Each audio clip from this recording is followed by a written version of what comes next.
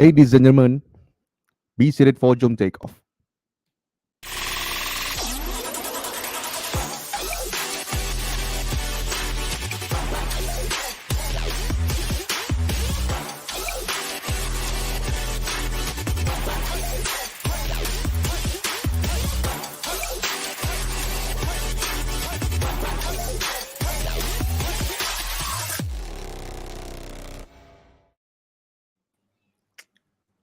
Assalamualaikum, selamat malam. Selamat datang ke JOM TAKEOFF Episod ke-44. Saya Cap. Waalaikumsalam. Dan saya Kapten Amir. Selamat datang ke JOM TAKEOFF. Kepada yang tiba di siaran ini melalui Facebook, YouTube, Instagram, Twitter, TikTok, selamat datang. Dan kepada yang tiba daripada tempat yang selain itu, iaitu melalui perkongsian pada rakan-rakan, minta follow juga di kawasan di laman sosial yang diterterakan. Jadi, kena sambil Cap, apa khabar Cap? Alhamdulillah baik. Kapten Amir apa khabar? Lama kita tak host bersama. Alhamdulillah sihat. Walaupun makan. Itulah. Alhamdulillah diberikan kesempatan kita host bersama malam ni. InsyaAllah. Semoga program malam ni berjalan dengan lancar. Kita doakanlah bersama. Okey. Dan mari jemput. Khairul Cik Hassan kata jom. Okey, jom. Apa lagi jom. Okey, dan jangan lupa lah subscribe, follow, like page JOM TAKEOFF. Kami ada di YouTube, Facebook, TikTok, Twitter, Instagram. Follow hari-hari akan ada video kami upload, video snippet yang macam-macam lah kan. Just enjoy lah kan. Banyak info-info yang menarik dalam video-video kami. Betul tu. Lepas tu kepada siapa yang nak membantu lagi, boleh bantu menyumbang di akaun JOM TAKEOFF. Maklumat seperti yang tertera di bawah skrin. Boleh baca lah bawah skrin sekiranya nak membantu lebih lah bagi kami nak memantapkan lagi JOM TAKEOFF ni. Okey, satu lagi komen daripada Kapten ni tadi. Salam kehansaman semua. Salam kehansaman Kapten ni tadi. Salam kehansaman ke sana. Back to you. Okey Kapten Amir, tetamu kita malam ni sangat special. Saya dah lama tak jumpa dia dan lama dah tak in contact dengan dia. So dapat bertemu secara alam maya ni pun sebenarnya sangat menggembirakan dan saya rasa teruja lah nak jumpa dia sekejap lagi ni. Sebelum kita panggil dia ke skrin, minta Kapten Amir bacakan sedikit biodata beliau. Sedikit biodata yang diberi pada saya ni bukan sedikit ni Cap. Takkan mana saya nak baca ni. Okey, kita tamu kita Capt Dante Clement.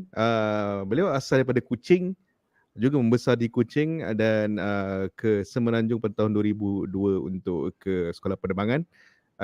Lepas tu kerja luar Kuching dan sampailah beliau bekerja bersama Air pada tahun 2017. Kembali beliau ke Kuching. Itu sedikit sebanyak. Dan sebenarnya adalah agak kalau nak kita ceritakan flying biodata je agak ekstensif juga. Nak kita ceritakan ataupun nak Kapten Dante sendiri cerita? Tak surprise lah, kita biar Kapten Dante cerita sendiri. Oh yes. Terlalu surprise element dia quite big juga sebenarnya. Jadi tanpa membuang masa, Cap, kita memperkenalkan Kapten, membawa Kapten Dante ke skrin kita. Hai. Selamat malam Kapten. Hai, selamat malam. Evening sir. How are you guys? Okay? Fine, thank you. It's been a long while kan? Yeah, memang dah lama dah. I think the last time before MAS 10 years ago kot. Ada. 10 years ago lah I last saw 10 years ago I think so lah. It was so long lah. Lama tu, yeah. Lama. Because when I left MAS pun that time was dah dekat 6 tahun dah. So definitely 7 years or more lah kan. Yep. Yeah. So di sini ada juga komen ni daripada Luqman Al-Hakim, salam piloting. Oh, ada salam piloting. Salam kehansaman, salam piloting. Banyak salam. Bahaya tu. Okay. Bahaya ni, nanti handsome sangat ni. Nanti minta maaf, nanti I selalu pergi kucing tapi lupa nak ajak orang kata lupa nak roger tuan tanah. Oh, no problem. Bila-bila lah. Kalau Bila-bila ada next nice time, stuff kat kucing, just let me know. Of course. Alright. Yeah. So Captain Dante bersiaran dari mana malam ni? Malam ni dari rumah, saya dekat Kuching ni. So Dekat Kuching. yeah. Serius like rumah what you macam mentioned office, earlier. bos. Tak adalah. Rumah tu. Yes. Rumahku, officeku. Rumah pilot. Confirm ada Rumah kapal pilot. terbang kan? Confirm. So Captain dah tinggal di Kuching sejak bila tu? Berapa lama dah? Dah dekat lebih 5 tahun lah. So Dah lebih 5 tahun bila dah balik, seronok lah kan? oh definitely, sebab dah lama dekat KL, about 13 years kat Kuching KL. kan? So Wow. bila dah dapat kerja dengan Asia, then I ask for transfer balik Kuching. 2013 December. Immediately minta transfer balik Kuching. Bila training dah minta balik transfer, because that was the whole intention of joining Asia lah, to actually come back to Kuching. Otherwise, it was either Kuching ataupun pergi overseas that time. Oh, okay. That was the plan lah. Memang after I left MAS, is either nak balik Kuching ataupun overseas, because if I'm outside of Kuching and then it doesn't matter where I am, because it's still outside of Kuching kan. So whichever is offering me the best job opportunity kat luar, I will take it. But it just happened to be that time Asia was offering opening for command. So the timing was good lah. And I know that they needed to in Kuching, sebab masa tu memang tak ramai lah nak balik Kuching. Biasa orang Kuching je nak balik Kuching. Orang Kuching balik Kuching. Yeah. Mana pada waktu tu, siapa yang nak dapat command kena pergi Kuching lah senang cerita. Macam tu? Tak. Actually they have command opening dekat KL, and then Kota Kinabalu pun ada. But dia masa advertising tu dia bagi tahu command opening je. Dia tak bagi tahu apa dia akan bagi tahu we have a opening for commanders. Lepas tu you just apply, and then lepas tu they will choose lah.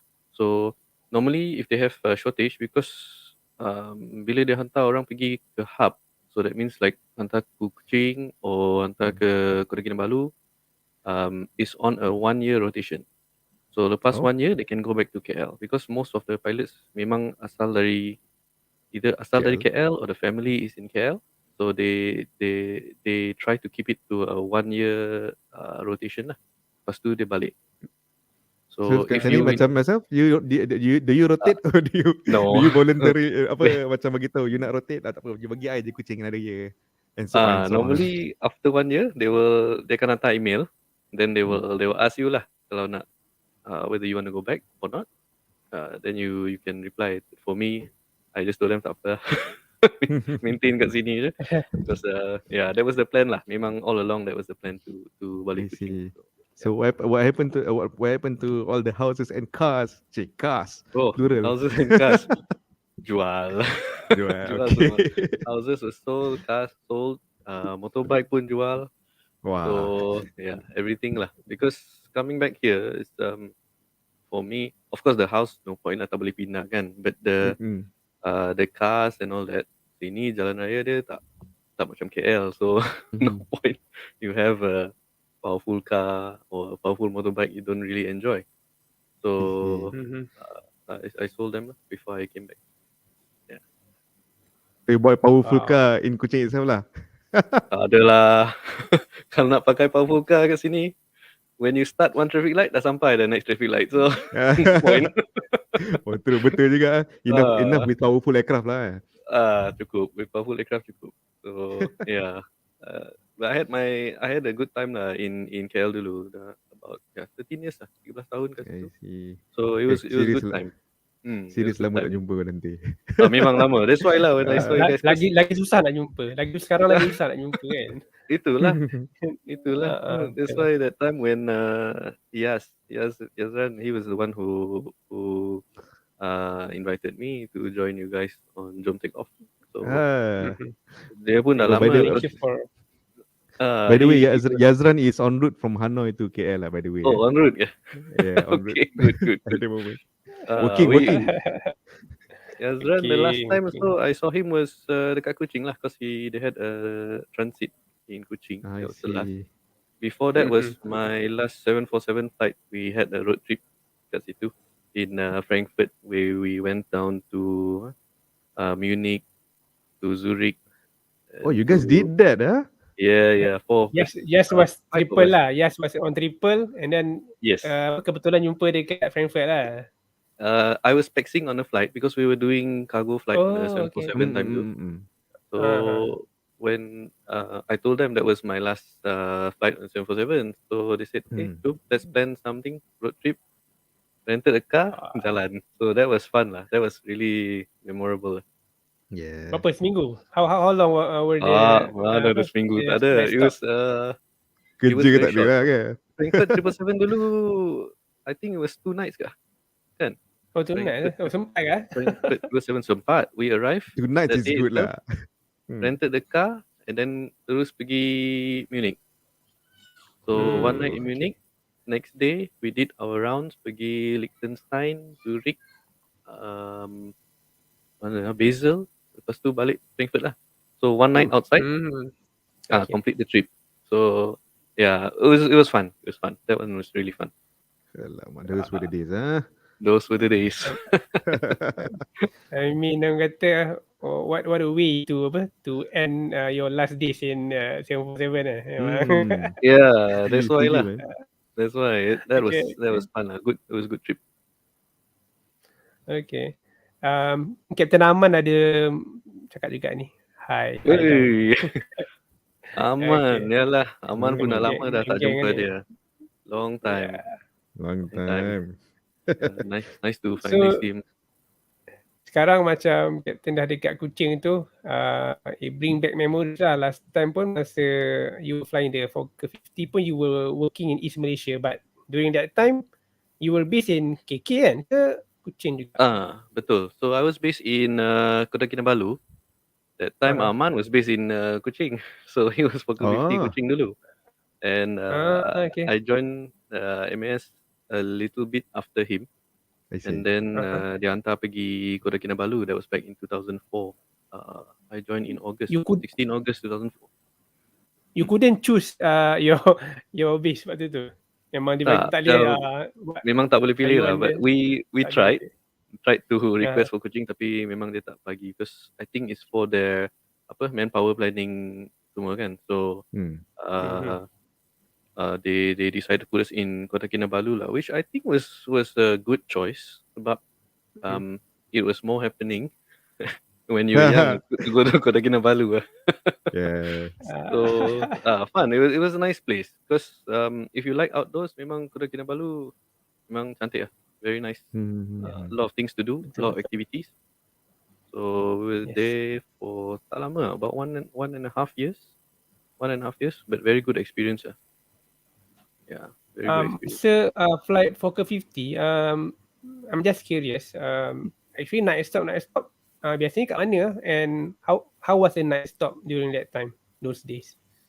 Night stop basically within Sabah and Sarawak saja. So we had for KK base, we had night stop in Sandakan. We had night stop in Sandakan. Oh, Sandakan. Not bad. That one was good. Seafood that time murah lah. Tapi sekarang dah mahal sikit. Oh. Sandakan was not bad. Lepas tu ada Miri, Bintulu, Sibu dengan Kuching. So my favorite of course is Kuching because I can balik. The second favorite is Sandakan was not too bad because tempat makan memang, if you want to eat seafood fresh and murah that time, like really cheap, was in Sandakan. Sandakan, And my favorite Tawau tak ada night stop ke Tawau? Tawau tak ada. Tawau tak ada night stop. Tawau, the only place I've been in Tawau is the airport until today. Airport saja banyak kali dah pergi. Likewise, sir. But yeah, Sandakan was fun. I love the early morning departure out of Sandakan. Night stop. So we depart out very early, and then if the weather is good, we will fly past Mount Kinabalu, and then normally the captain will ask for ETC for clearance to fly around Mount Kinabalu one round. Oh, around. Yes. So we do that. We've done that a few times. So they will tell ATC for tourism purposes. Dia buat one round over Kinabalu, and then For tourism purposes. last time macam-macam lah. Whose idea was it? Was it like ada passenger request ke ataupun memang company cadangkan? Tak ada. It's somehow I don't know how they. Maybe it was a practice that they did before. I'm not sure, but the captains were the one who actually told me that, do you want to? They asked me, do you want to fly around Mount Kinabalu? Okay, come, let's do it. So we flew around Mount Kinabalu. So you can actually see people coming down, because by that time people were already coming down from the mountain kan. Normally they orang naik quite early in the morning, and then after that they were coming down. So yeah, we had a very good view of the mountains and the area lah in the morning. That was really nice. That was always a beautiful sight lah. Yes. Yeah. Morning and clear. Kalau tak clear, morning tak and kan? clear, correct. Kalau tak clear memang hancur lah. But normally memang tak KK nampak. is always either ends. It's very good or it's very bad. Yeah, I agree. Never in between.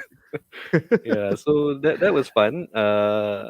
We did those kind of things last time on Poker 50. Actually, because the aircraft itself is kira macam modern for the aircraft of that time, tapi they don't have like FMC, FMS, semua tak ada.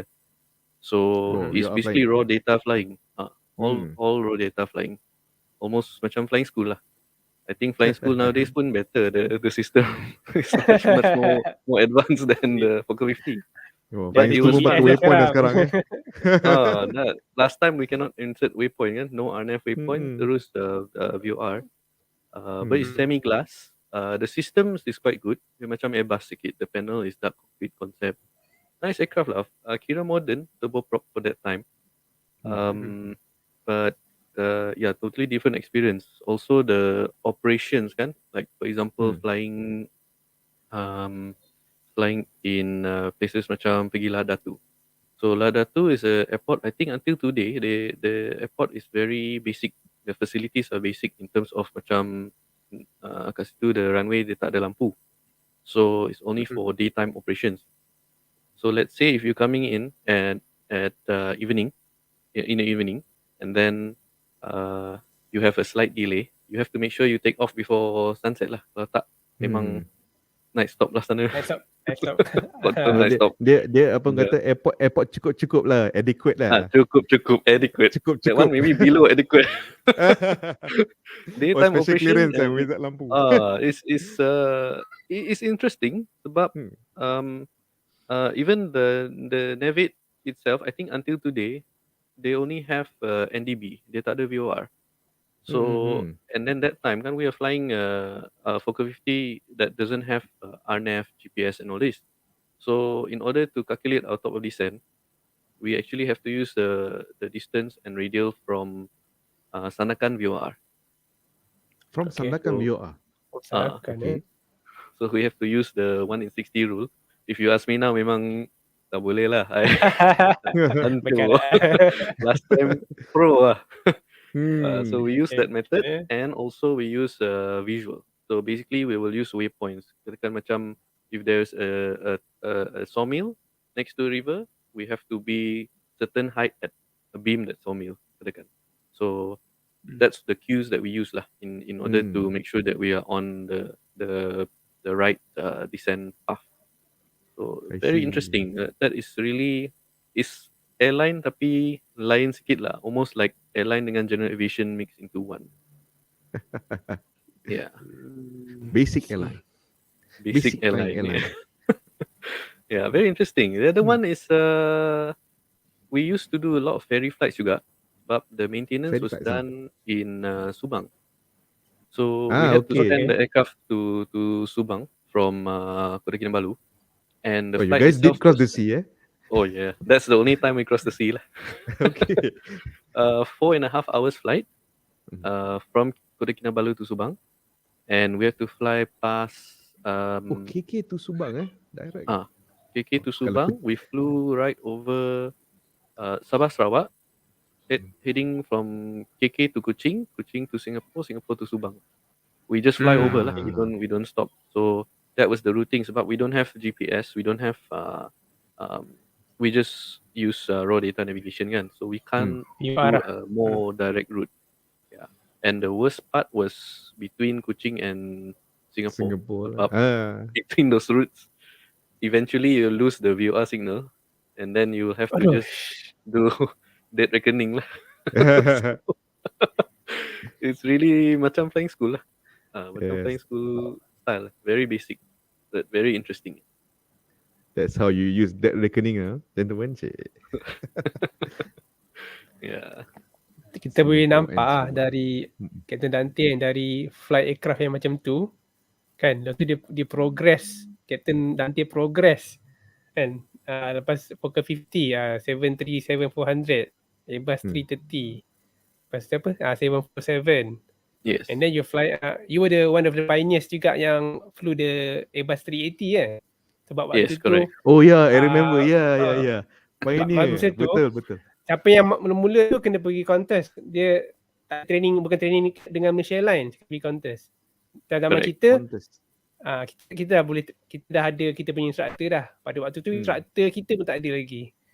Correct, that's So right. memang daripada aircraft yang paling orang kata paling kurang advance dalam dunia airline kan, sampailah ke aircraft yang paling advance pada ketika tu lah. Betul.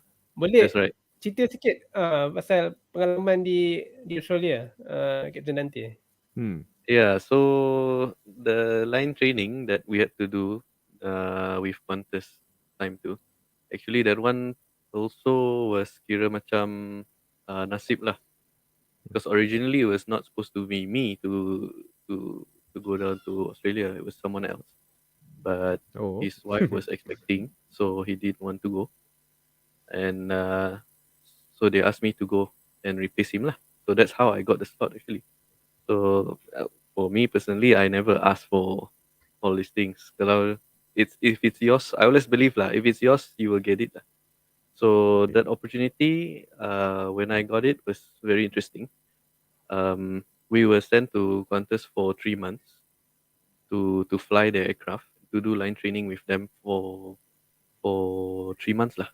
We flew the Sydney, either Sydney or Melbourne, pergi Singapore. Lepas tu from Singapore pergi London. So we did that route, the kangaroo route. So that one was quite that one was quite interesting. The whole trip alone was about, I think, 5 to 6 days. Because every point we night stop. So Singapore, night stop, 1 night. Pergi London, sometimes 2 nights. Yeah, so if you can see the gambar tu, that was line training. We just arrived London. This was one of my last flights with them before I completed the line training. So it's quite interesting. Do you still keep in touch with the captain, your instructor? No, unfortunately no. Dulu yes, for a while, but after that, no, I didn't keep in touch with them. They're quite senior. Some of them like they were retired or because of the recent pandemic kan. So some of them tak kerja lagi. So it was apa tu? Dah different lah. Some of the pilots pun dah tukar dah. Like, but it was a good experience lah. We get to see how they operate in another airline in Qantas, and we compare. So the funny thing about that experience was when I was there in Qantas kan, I found out that they were also complaining about the same things that we complained when we were in MAS. So so that was quite interesting. But when from an outsider's perspective kan, when we were in when in MS, we always think like, oh, we see the other airlines macam SQ or other carriers kan, we thought, oh, must be good lah. And but actually they complain about the same thing juga. So it was quite funny lah, because I did tell them juga like, oh, you guys complain about these things too, because these are the things that we complain about, but their benefits lain. So I guess it's always a point of perspective kan, and depends on where you are. So maybe last time the benefits were better, and then reduced, so they complain. So it's similar to, I guess, to us in a certain extent, that that's why we complain about those things lah. But similar, memang that part I found to be quite interesting lah. But other than that, was quite good. Um, the pilots kat contest too, they were very nice to us. They took care of us quite well. And that time juga I think when we were in London, there was the London Olympics 2012. Oh, 2012. So we flew up 2012 during the night stop. That time diorang ada kawan dekat the London Olympics organisers, so they managed to get us the access to they had like a watch party dekat Padang. Very Lucky you. big. So I tumpang lah. Tengah. Tumpang dia. That was good. That was really good. So they took care of me very well, and I was quite appreciative of that lah. They were quite fun. And the other thing that I observed also when I was flying with Qantas was that the age gap was quite big compared to us in MAS kan. I mean, in terms of between Qantas versus MAS, because when I was flying there, I was the youngest all the time. Oh, And yes, all the time. I was the youngest all the time on that particular aircraft, the 380. And when they operate long haul, they normally operate 4-man crew kan, tapi dia tak operate macam kita kat MAS. MAS they operate 2 captains, 2 FOs kan. In Qantas it was 1 captain, 1 senior FO, 1 FO, and 1 second officer.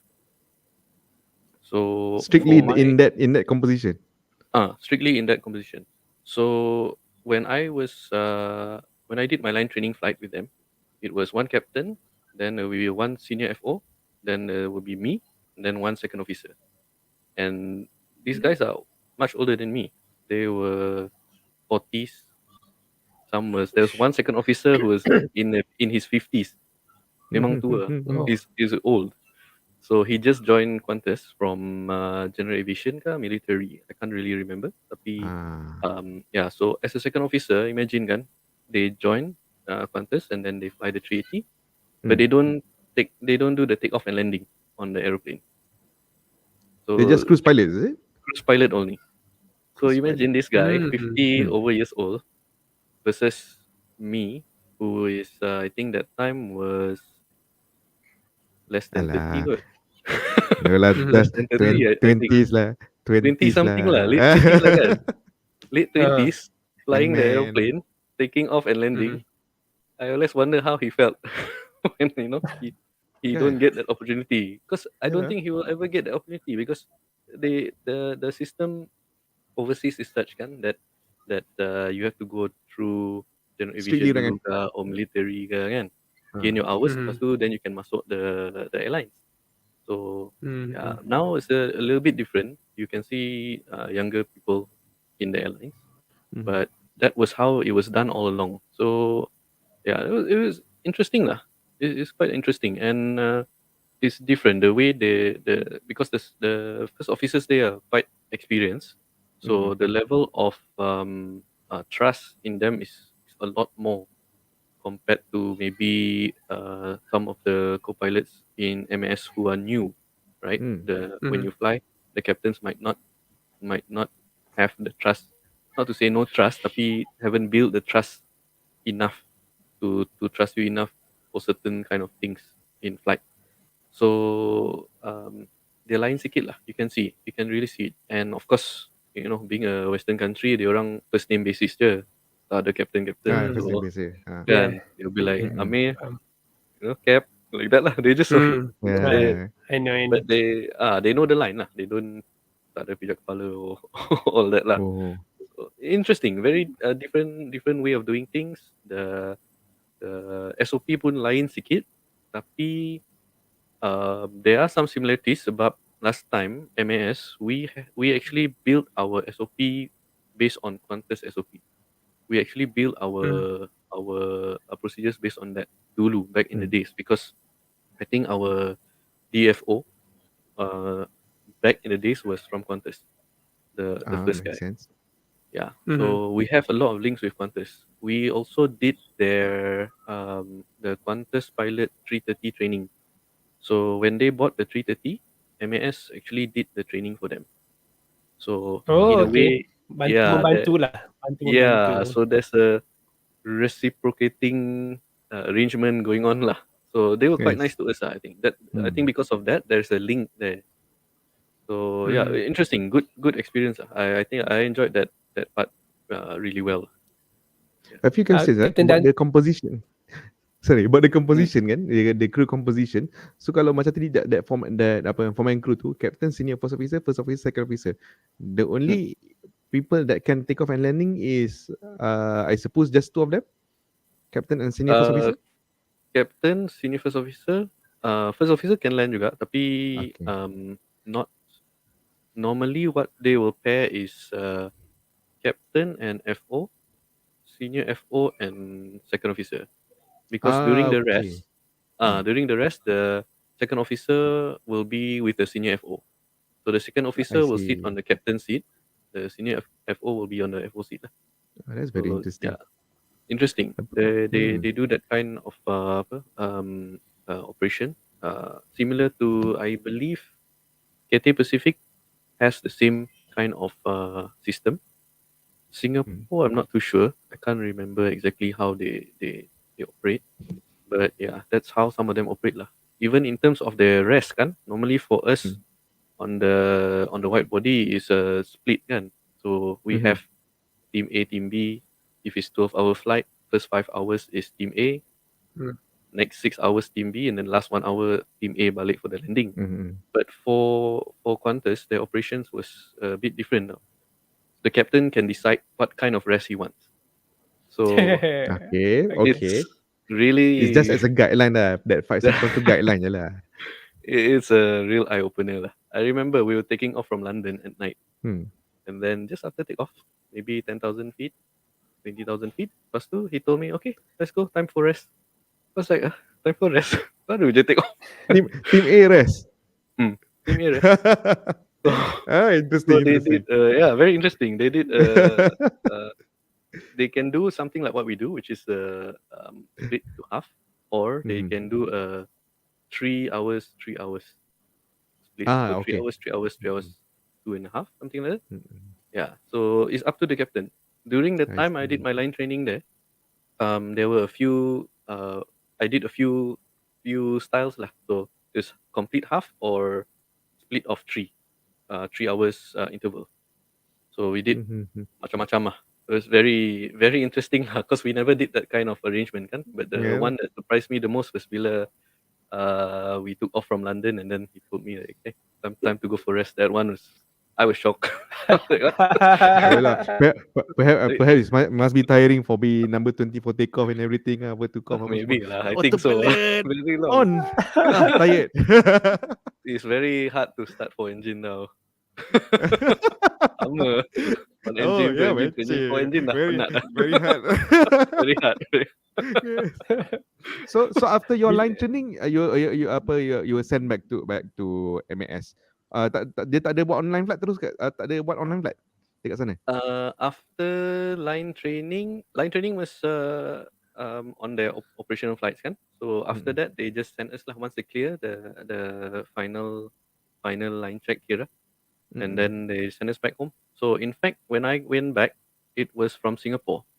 So when I arrived in Singapore, after that, I went back to KL from Singapore. I didn't continue to back to Australia sebab I had my hours already. The sector requirement is already met. So no point for me to go back to Australia at that time. So Wah, they can just offload you like that. Offload lah. Balik. But they have backup lah actually. Because they operate Backup apa? 3 man cukup lah kan? 3 man cukup, no problem. Singapore to Sydney or Melbourne, 3 man, no problem. Yeah, And, Singapore, Sydney, Melbourne 2 man cukup. 2 man pun, we've been doing 2 man. Yeah. So, I see. Okay. 2 man facing the sun in the morning. I still remember that flight. Yeah. So Appreciate the small variants lah. oh yes. Okay. Different good experience, good eye opener. I would say. I see. So okay, with regards apa dengan apa tadi Dante ada cakap ada few similarities of things that the contest pilot complain dengan compare dengan company apa semua kan. So that complaints tu that kind of issue that complaints tu apa is apa bukan saja kita complain biasa-biasa apa semua. In fact Dante dia ada pengalaman, kita ada dalam apa kata to take care of that complaint apa semua. So you were an EXCO for a union in the MS before kan? Yes, I was with MAPA, the I Malaysia Airlines see. Pilot Association. Alright. So just in general, what is this association? How did it start? And what is MAPA to the layman of to all this apa penonton-penonton kita dari segi Okay. bahasa yang mudahnya?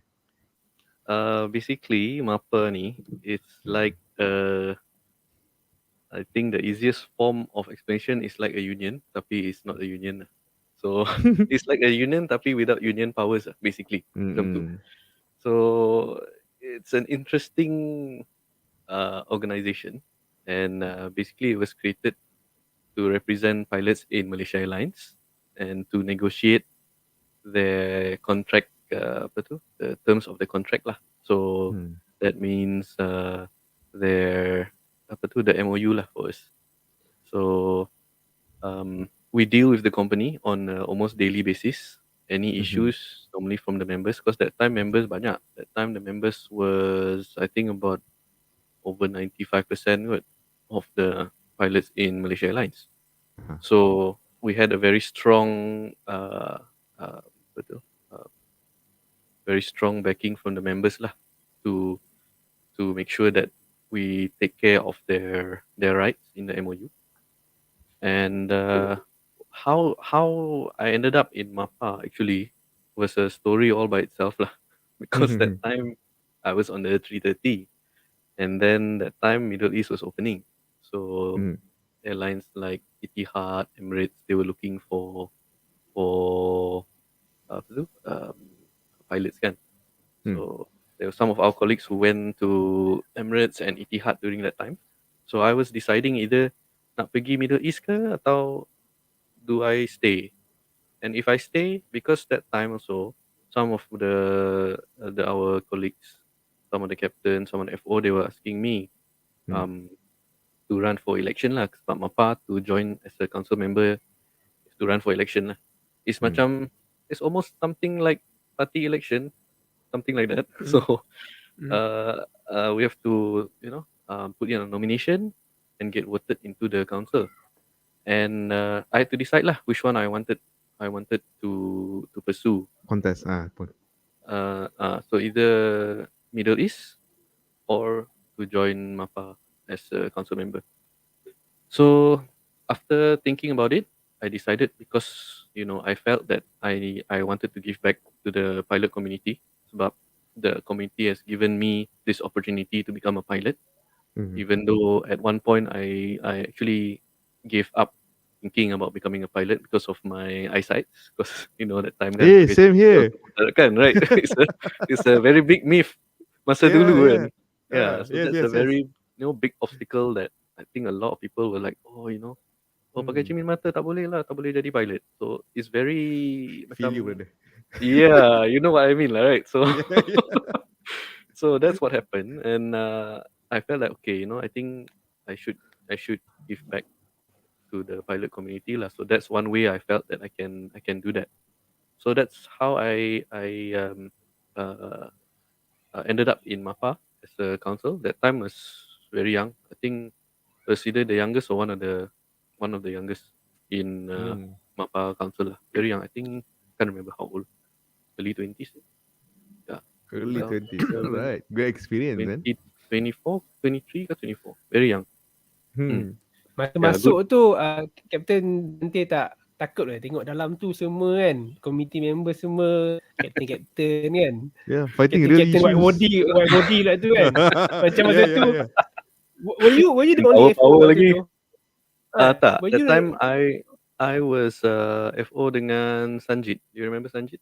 He Hmm. was he Yeah. was Okay. before me. He joined before me, and he was Mhm. my senior in the airline juga at that time. I think it was both us dengan, I think it's probably just both of us. If I remember correctly, it was Mhm. just both of us that time. So takut tu tak ada lah, because actually ni I've done work for them before. I They had see. some issue regarding the apa EPF ke apa kan? I think it was EPF. So I did some work with them, and I know most of them, and memang nampak macam garang lah, but actually they're very nice. So Mm-mm. they were also the one Mm. who did talk to me. I communicate with them on certain issues kan. Because at that time Mhm. actually, not to say macam kaki complain lah, but you know when certain things that we are supposed to get tak dapat tu, of course I complain lah. Yeah. So memang dari time Fokker 50 dah start complain. So, Okay. so I guess that time also kena mark lah. Like Hmm. this Jangan guy mak. he complain, so ask him to join lah. The Jangan right guy, complain right je. choice. Just do the work. So they asked me to join lah, and because for me it's simple kan, like in the MOU whatever they promise, I expect that to be honoured lah Naturally. kan, because we do our part, we do our work. Mhm. For me, Mhm. we don't ask anything extra from what is given in our MOU. So if Hmm. we can meet whatever is in our MOU, is okay for me. That is our contract. And so when certain things are not met, because I will ask, I will ask Mhm. why this is not met. So yeah, I guess from there lah, they also notice, and some of the captains pun they asked me to run for the MAPA election. That's how I Mhm. ended up there. Very interesting. Okay. I started dulu pun Okay. to bila ah? 2007 I think. 2007 or 2008 Ui, around there. lama. Lama. I was there for 8 years. Lama. So we started pun as a council member dulu, and then slowly move up to become assistant secretary. So that was how long it was lah was there. Hmm. Yeah, good experience sebab we deal a lot with not only with the company, tapi we also deal with the international pilots organization IFALPA, and also with other pilots from other airlines kan. So was good experience. Mm. An eye opener, Uh, so to speak. Masa-masa dalam maafkan saya, Captain Dante ada bercerita tentang Captain pernah alami engine failure secara actual engine failure semasa Mm. tahun 2008 di Beijing. Masa itu Sukan Olimpik sedang berlangsung, Yes. dan kita tahu juga Captain pada waktu tu adalah MAPA, dalam MAPA. Jadi bila berlaku perkara macam tu kan, Mhm.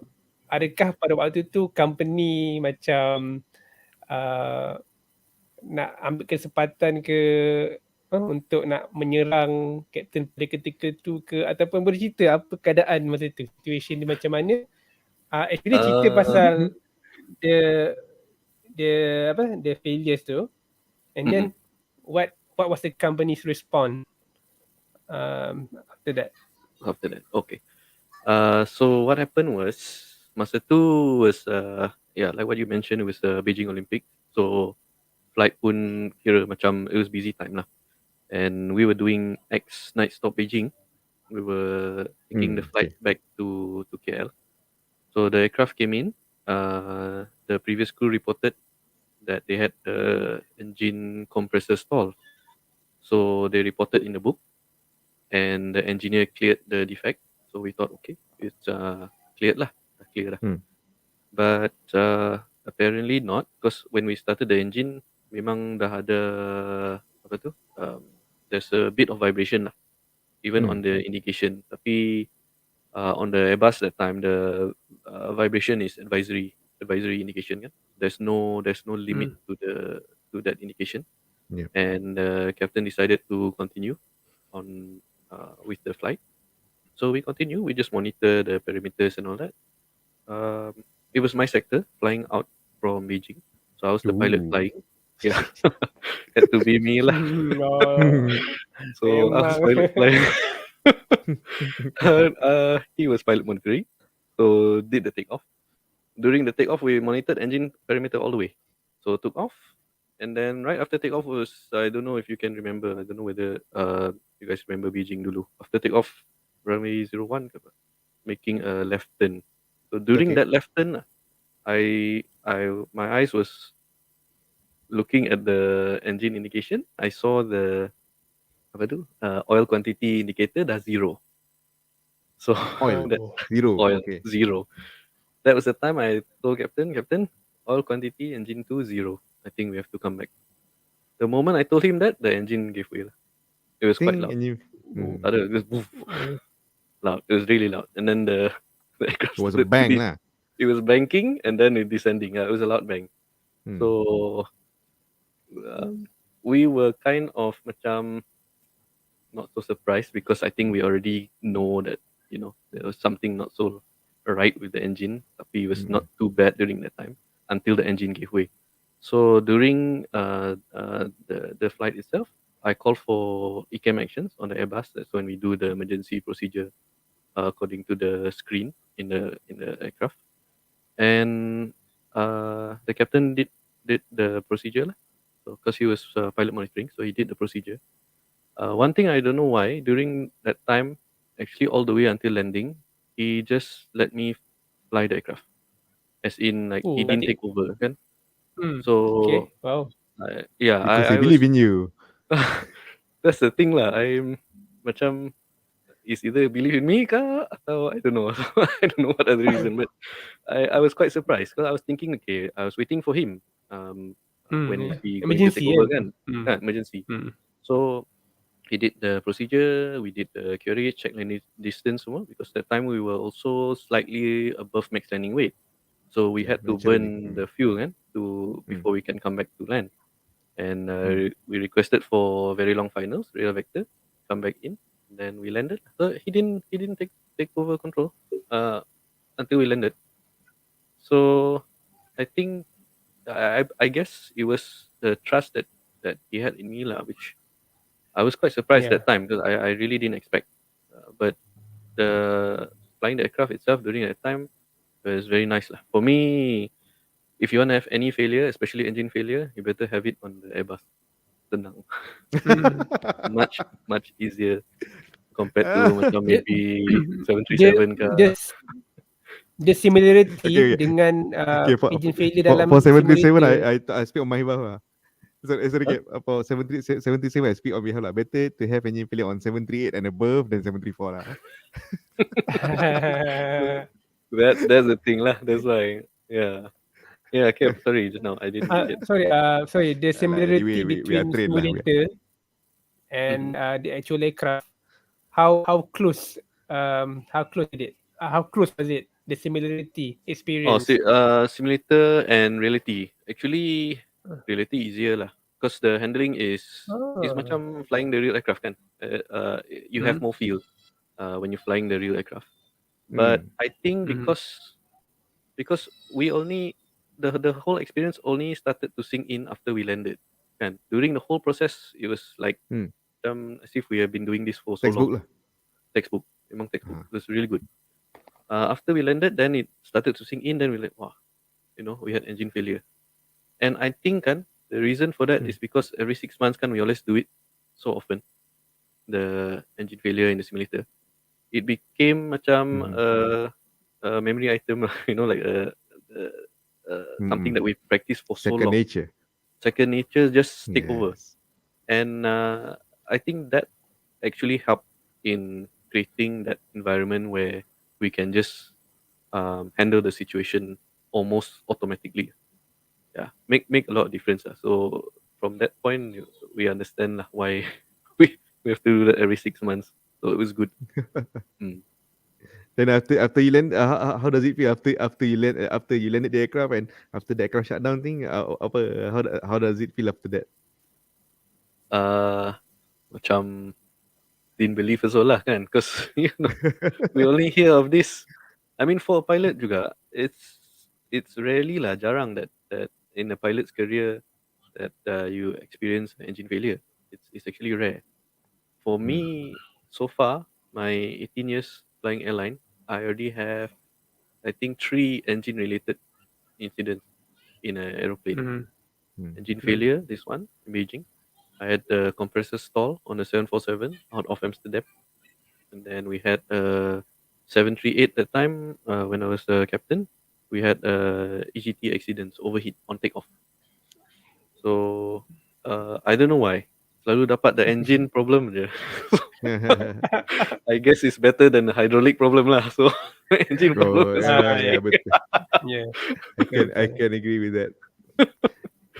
Yeah. Anyway, all the problems we are trained lah. Cik, wah, we are trained to Memang to all the handle it problems lah. we're trained kan. So Mm-mm. it I think that experience kind of gave me the confidence that every time when we go into the simulator to do our base check, to do our loft and all that kan, Mm. that actually build our confidence so that when the time comes that we had to face any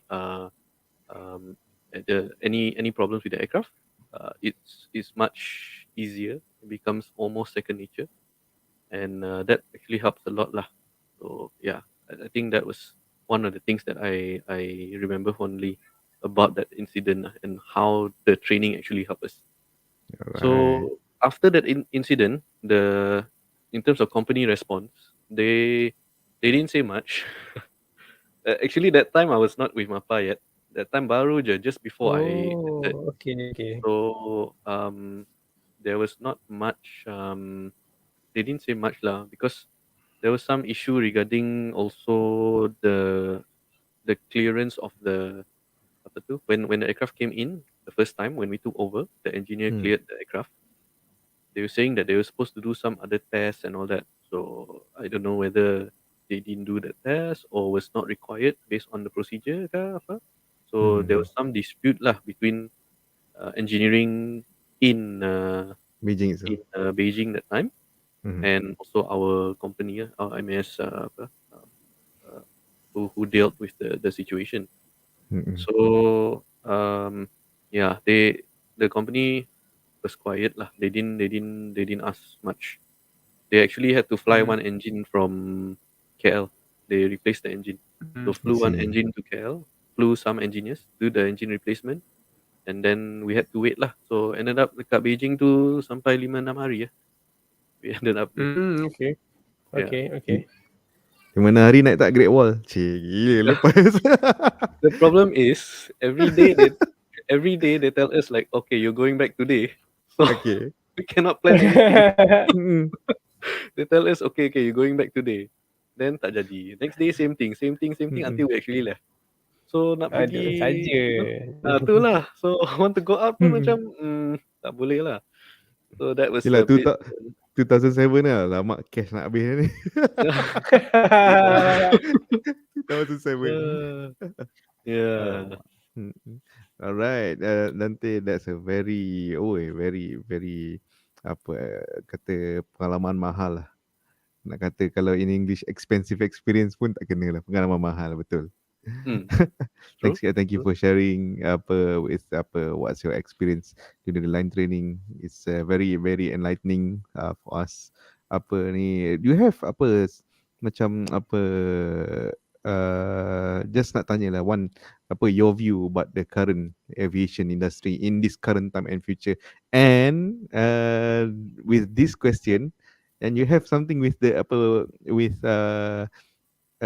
personal company that you are doing that is related to this question kat kalangan. So first, your view about the aviation industry currently industry, yeah? and future. Is piloting still a good career? Is my career still secure, sir? Okay. Basically aviation industry ni, especially after the pandemic, like everything else, and it's been affected by the pandemic. However, the industry is on the road to recovery lah. Memang you can see it. There are more people taking flights, and there's more flights, more borders opening. I think now most places have opened up already, except for China, kan? So they're still closed. China still close, Yeah, so it's good for the industry, but the side effect is actually because of the sudden surge in travel. We have a shortage of manpower. It's throughout the industry, kan? Not only Right. for pilots, not only for Hmm. cabin crew, not only for ground staff. It's almost across the board in aviation because during the pandemic they started to retrench people or put people on furlough, and then now some of them yang dah retrench, of course they probably find another job. The ones on furlough maybe they tak nak come back, maybe or they left for another company. So the pool of manpower nowadays is very limited, and for piloting sama, we are experiencing the same problem now. Even in fact during the pandemic itself, I've always made that position in my social media. I've always mentioned that there will be a massive pilot shortage in worldwide lah, because whatever the capacity was before COVID happened, if we return to that capacity level, we don't have enough manpower. In terms of pilots, we don't have enough manpower at the moment because of natural attrition, kan, people retire, and then of course illnesses, some more with COVID semua. So there are pilots who are affected by this, and Correct. then apa lagi ya? Some pilots who don't want to go back to the workforce. There's some pilots even in Malaysia that I've spoken to. They told me that they actually, sebab piloting ni, it's too susceptible to external forces, kan. So let's say you have recession and then suddenly your job is affected. So they feel that there is too much, there's not much stability. So they decide that they might not continue flying. They actually told me this. They said, no, I'm looking to do something else, and I'll be leaving the airline. I'll be leaving piloting. They don't want to go back to piloting. So which was quite surprising for me because there were, I think, 2 or 3 people who actually came up and told me this. What's the age So range of that people who said that? age range, our age, The age range. Our age, ah? our age, yeah, our age. Okay. Surprisingly, it's not Surprisingly. the older group. The older group are the ones who want to stay. Okay. So Yeah. very very surprising. That when they mentioned that, kan, I was like, oh, I thought it was an overseas thing, kan. In the US, yes, that's happening, but for someone in Malaysia to say that means they are also looking at other options and other opportunities which they feel is more stable. So this pandemic is quite an I would say an eye opener for them, and because of this shortage, if you can see now in US is the worst. US pilot shortage Yeah. is bad. It's really bad. Thousands, Imagine right? Living it. thousands. They are offering macam sign up bonus. They are trying to get people from the regional airlines. So it's a domino effect. So the main carriers, they are taking pilots from the regional airlines, and when they do that, the regional airlines need pilots. Needs pilot. Pilot again. So where are Ah. they taking from? Because dulu there's something like the situation in Qantas lah, where they take normally people with experience from general aviation and all that kan. But right now, the main airlines in US are taking people with very little experience, which is almost I don't think they've done that before in the history of aviation airline industry in the US.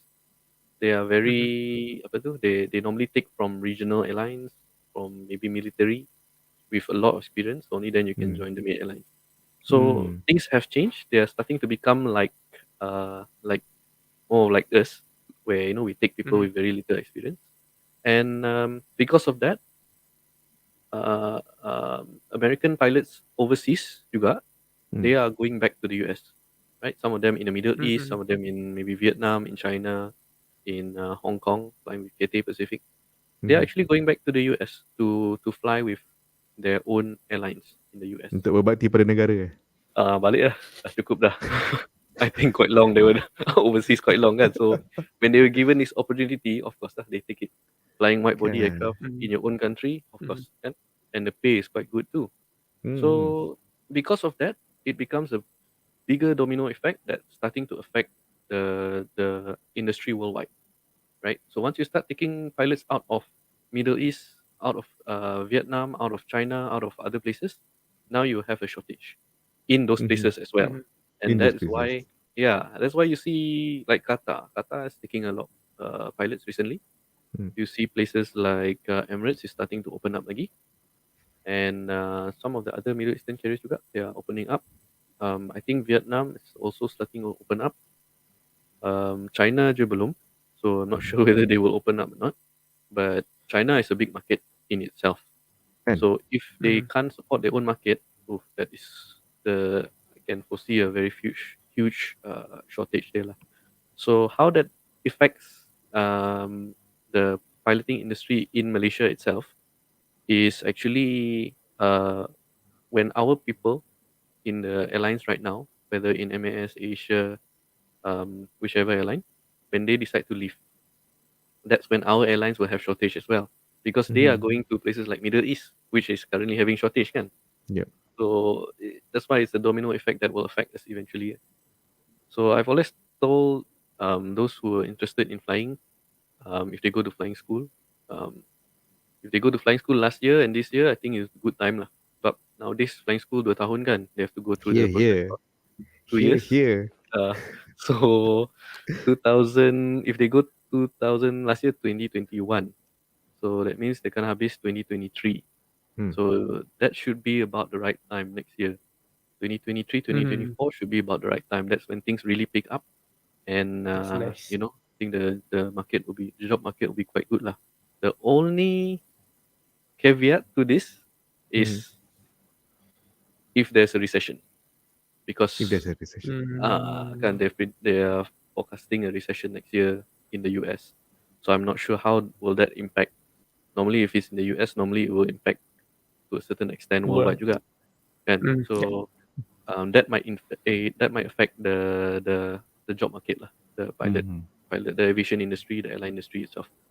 So that's the only thing which is stopping the industry at the moment. Yes, that's the keyword, gentlemen. Normally. Normally cannot if it's normal situation, okay lah, but if not, then yeah. Normal. Captain, kita ada Yeah. satu soalan daripada Muhammad Okay. Izul Ahmad. For people who want to change career into piloting, is it recommended? Although at a matured age of 40 to 50s, do airlines take these people? Some people are interested in this career. What's your opinion, Captain Dante? Okay, this is a very good question. Normally we have there are people who ask me something like this, same question, like is it too late to start a career in piloting? So for me, I always tell them, what is the return in investment that you're gonna get? Sebab to go to flying school nowadays is very expensive, especially if you have to utilize your own money to fund your own training in flying school. Kan? Right now, I think it's about 400,000 and above, which is a lot of money lah. Way a lot more than last time. Our time was only 150,000. So that time pun dah banyak. So kan, 400,000 is a lot. So if let's say you're starting at the age of 40, katakan, when you do your training, you already lose 2 years. When you spend 400,000, are you going to get your 400,000 back ke tak? Within that period of 40, so now you can work until 65 in Malaysia. But it depends on the airline. Correct. Some company they only cap to 60. Some will allow you until 65. So if let's say you take until 60, you only have 18 years. So within that 18 years, are you able to recover back the money that you spend for flight training? So that's the thing that you have to ask yourself lah. But if you're going to spend that much money, especially if you're going to take loan to do flight training, then the interest rate lagi, so it might not be worthwhile lah. You have to do a bit of calculation to check. If you're within maybe 30s, maybe not so bad. But once you're above 40, you might want to check. Unless you're willing to spend that money and say like, okay, never mind, I save up enough money, I'm willing to spend this money and do my training in flying school just because I want to become a pilot in airline, then maybe yes. And for me personally, if you talk about the future, kan, this of our piloting community, our piloting industry, sorry, it's a very limited. It's a limited time span left. because as automation comes along, there will be lesser requirements for pilots. They will need lesser pilots. In fact, you can see this already. The trend has already started. Right? We know that automation in the aircraft is capable to replace pilots. The technology is already there. They've done experiments before. You see on YouTube, Airbus did a auto takeoff, auto land on say lah. That one we've been doing it since back in the days lah, kan. Yeah. So the technology is already there. Now the only problem is, will the passenger have the trust in the automation or not? That's the only thing which is stopping full autonomous flights, and that's the only thing which is stopping our pilot industry to survive, right? So you can see it even with recently Cathay Pacific together with Airbus, they actually did a study whereby for long haul flights, they actually did a study where they were to operate single pilot operation during cruise. Mhm. So what this is was that instead of having two pilots all the time during cruise for long haul flights, they actually split the duty. One pilot actually go for rest, while only one pilot actually operates the aircraft for long haul during cruise. Right. So they are already moving towards that direction. I believe it's just a matter of time, and they will start slowly by doing all this lah. So maybe they, instead of 4-man crew, they remove 33-man crew, or maybe 2-man crew. They'll start with So- this kind of process first. So the natural question will come is, will they replace the pilot seat with toilet bowl? Is it? Never know. Never know. Right? Once they remove the I'm co-pilot, tired of bottles already. never know. Once they remove the co-pilot, they will put the co-pilot at a ground station, so that just in case emergency, he can take over. They maybe put a toilet bowl there, so that the pilot don't have to go out of the cockpit. You never know. It's possible because It's a wool ship wool cover toilet rim seat. very comfortable lah. Oh my god. With seat belts also, just in case. Yeah, so that is the future lah. Memang it's inevitable. It's just a matter of time.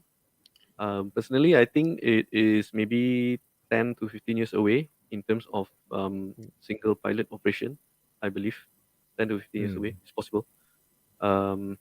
Full autonomous, 20 years or more lah. It all depends on how fast the autonomous technology in the car is being developed.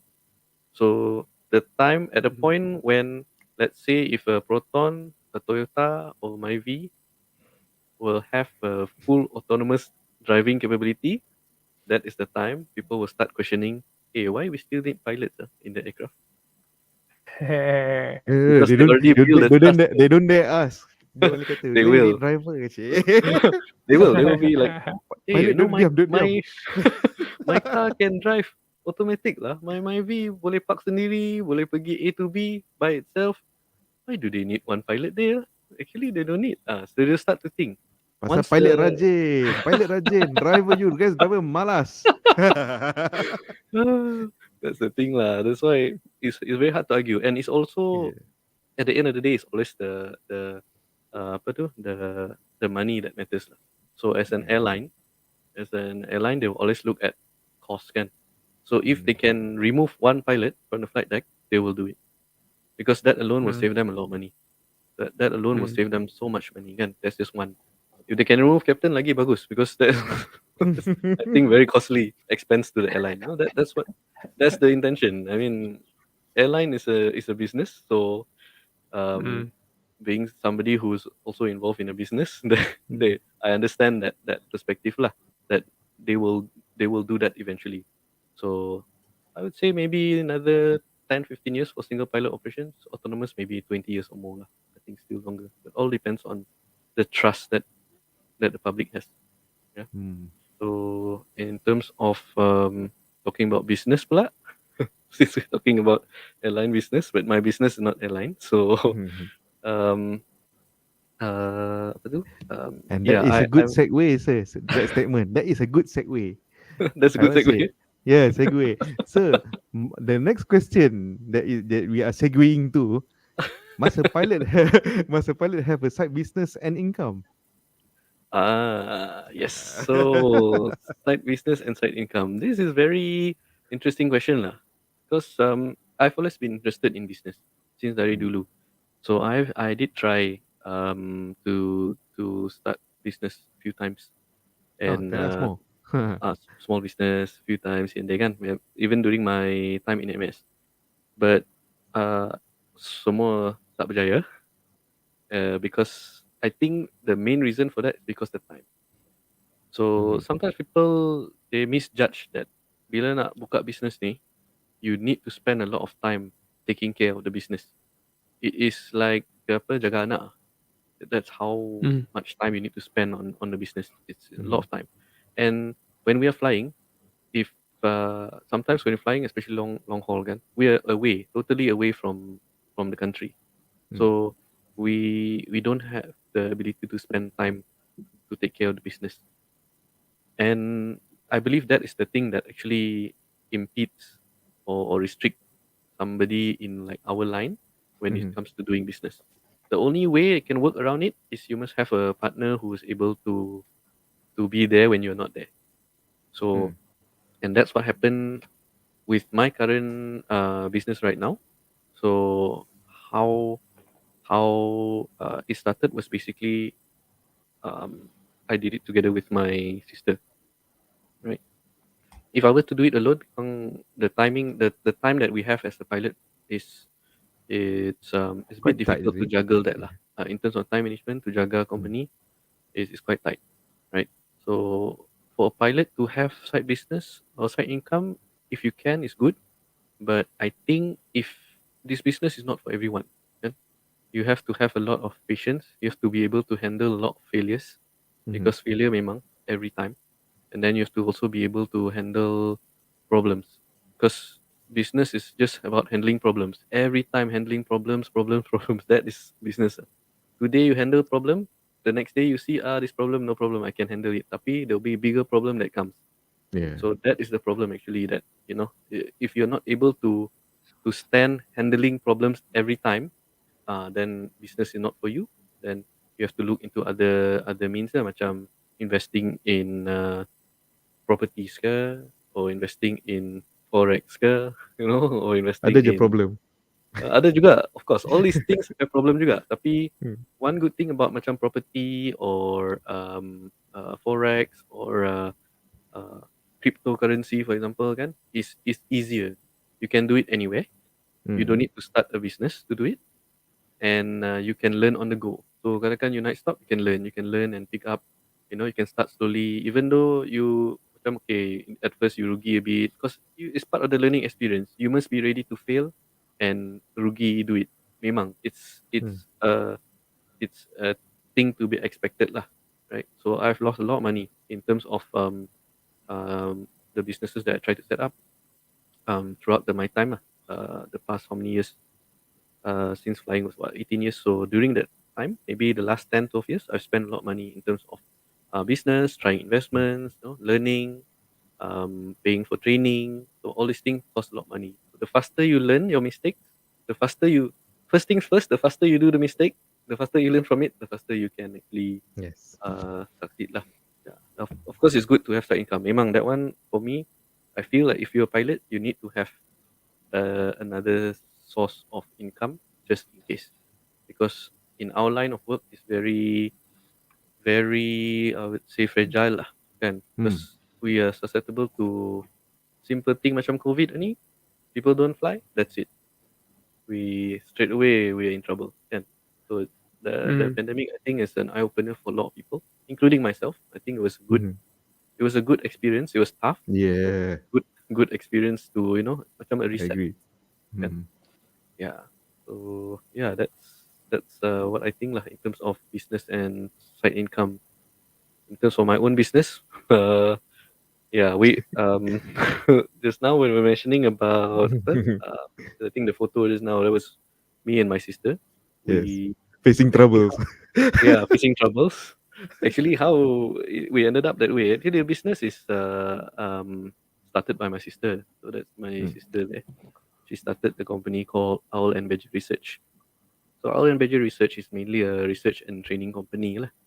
And during that time when we started earlier, it was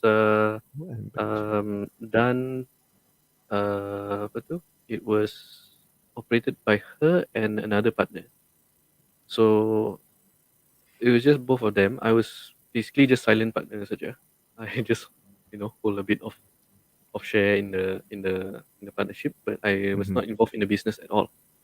And then what happened was the partner left, and then I had to come in and uh, help them lah in the business.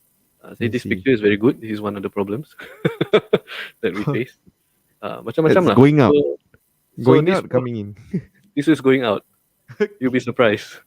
Yeah.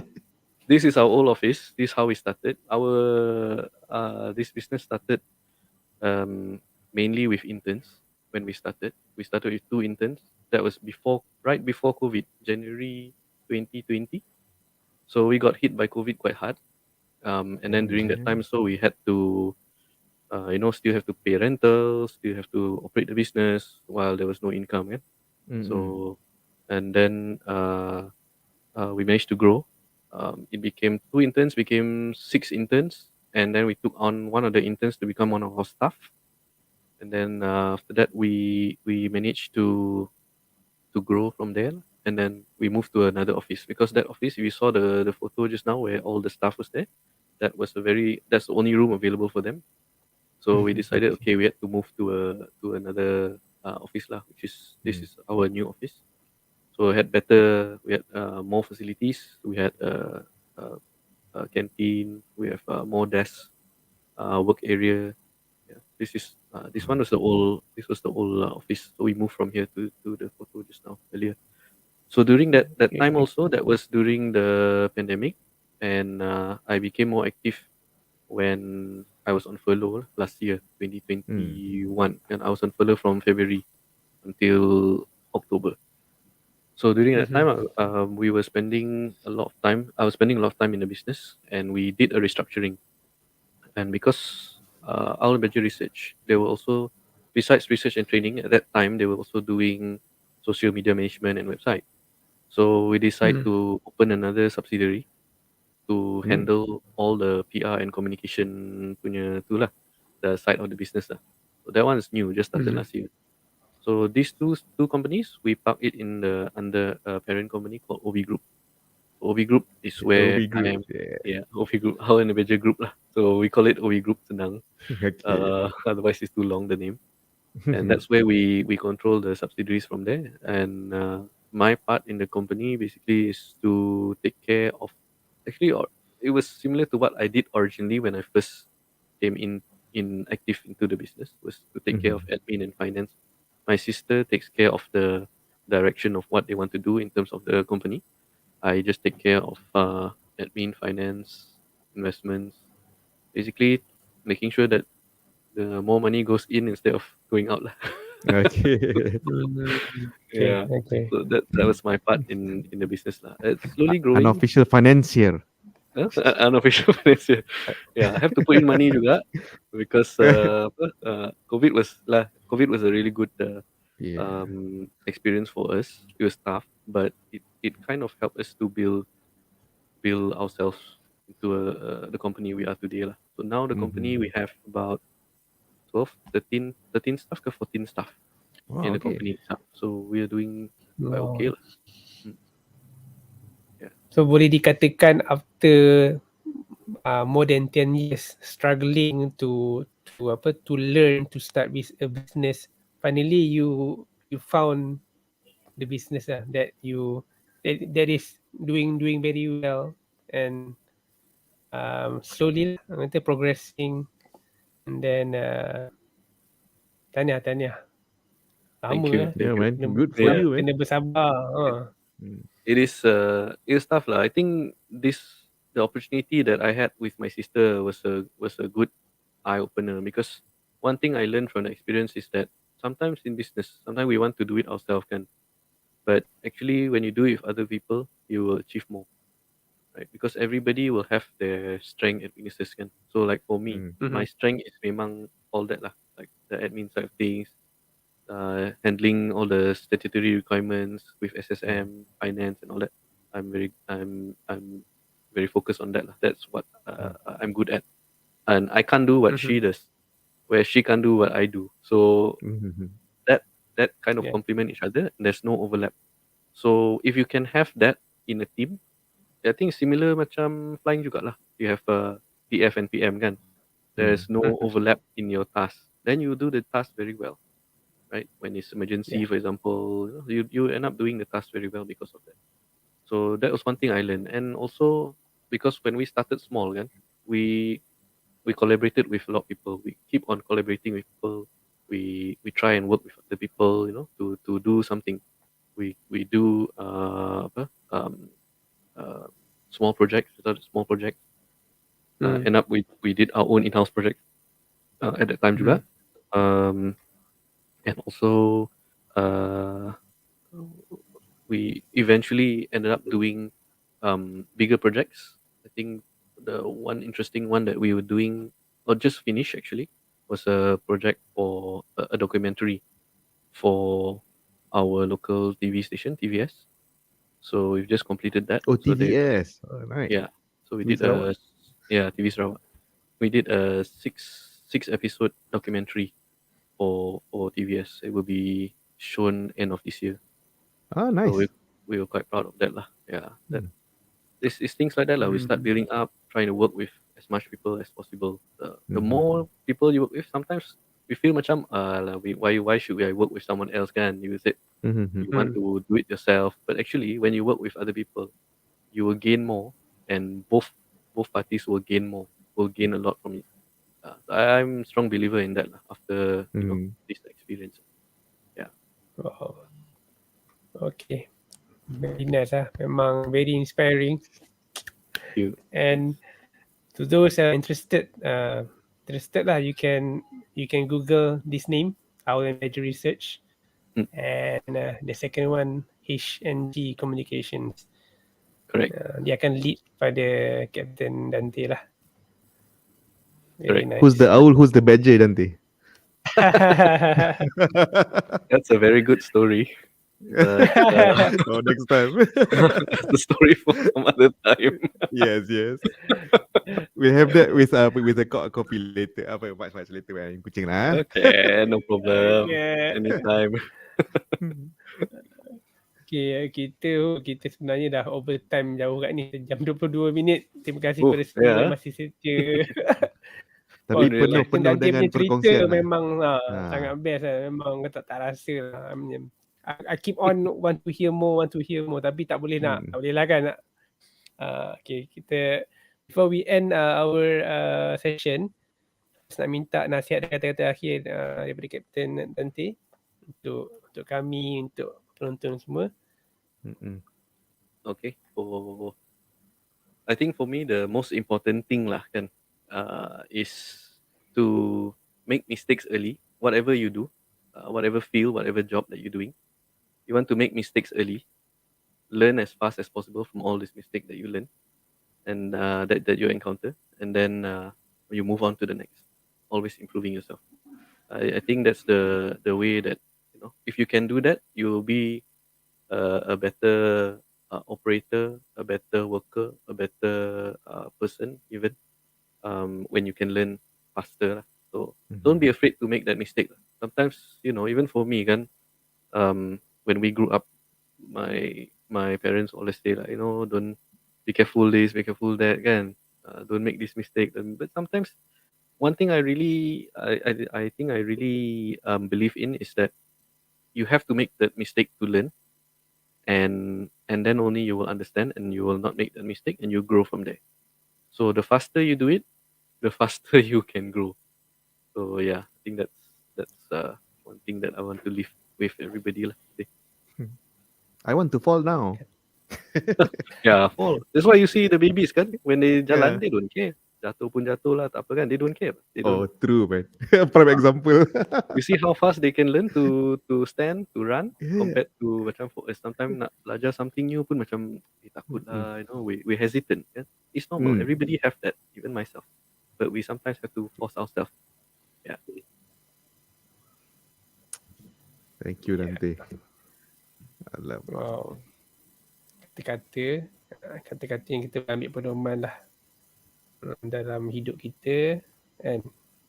Tinggallah orang kata di permulaan kerjaya, bukan permulaan kerjaya saja semata-mata. Sebenarnya dari kita dari kecil, dari kita mula berfikir hingga kita membesar, kita jadikan kata-kata Kapten Dante itu sebenarnya guidance lah untuk kita terus marah ke depan. Dan insyaAllah one day kita orang akan ke Kuching lah. Mungkin Kapten Dante boleh kita orang kot. No problem. You come here, let me know. Let me know anytime. Okay. I'll be here Once ni, tak pergi mana-mana pun. Okay. Wilco. Once kita Kapten kita naik flight Kapten kan. Lepas tu Kapten start engine masuk runway, kita nak buat apa Kapten? Kita jom terbang. Take off. Jom take off lah. Belon jom. Belon naik. Jom Naik belon, jom take off. Okay, terima kasih semua. Kapten, terima kasih Kapten for joining us. Okay. Thanks for having me. And terima kasih semua penonton. Selamat malam dan Assalamualaikum.